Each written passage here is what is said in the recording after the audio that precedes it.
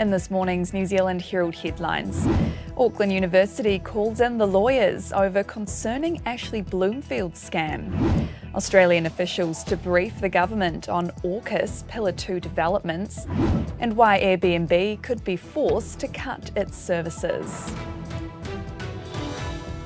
Atamarie, I'm Sherry Kinnear. It's Friday, the 2nd of February. Auckland University is calling in the lawyers over an online miracle cure scam using fake quotes from Sir Ashley Bloomfield. The advertisement led to a mock article featuring a fake interview with the former Director General of Health touting the benefits of blood balance pills. The university where Bloomfield is employed says it's seeking legal advice. The ad ran on Stuff, but a spokesperson for the news agency says it was swiftly removed and blocked after being alerted to its presence. They say it appears bad actors used a sophisticated method to bypass their publishing rules.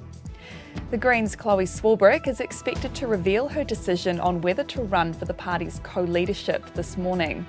The Auckland Central MP has announced she'll hold a press conference at 11 o'clock. It would make Swarbrick the first candidate to throw her hat in the ring after James Shaw announced his resignation this week.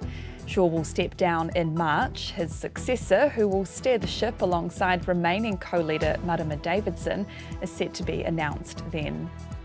An international relations expert says Aukus is a potentially momentous decision for New Zealand. Foreign Minister Winston Peters and Defence Minister Judith Collins met with their counterparts in Australia yesterday. An Australian delegation will travel here to further discuss Pillar 2 membership of the Australia, UK and US Security Pact. Otago University's Robert Patman says there are arguments for and against it. He says the argument it will enable us to access cutting-edge defence technology is contested. Many people have pointed out the Aukus partners have no interest in denying that technology to New Zealand, irrespective of whether we're a member of Aukus or not. Business owners will be relieved at the announcement of a small increase to the minimum wage.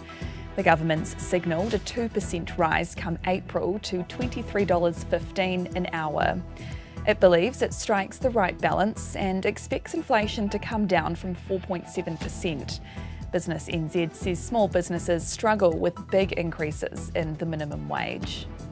And Airbnb and its rivals are warning their services may need to be suspended if the government doesn't delay a GST law change. Accommodation providers and rideshare services such as Uber will become liable for ensuring GST is paid through services booked on their websites from April 1st. Airbnb, Booking.com, Book-a-Batch and Batch Care wrote to Finance Minister Nicola Willis in December requesting an urgent meeting. During the election campaign, National was going to scrap the idea but are now keeping it following coalition agreements. And those are the latest New Zealand Herald headlines. For more news worth knowing, head to nzherald.co.nz. Kia pai te rā. Thanks for checking out our YouTube channel. To stay up to date with all the latest news from the New Zealand Herald, click the subscribe button below or check out one of the videos here, and head over to nzherald.co.nz for more details on these stories and more.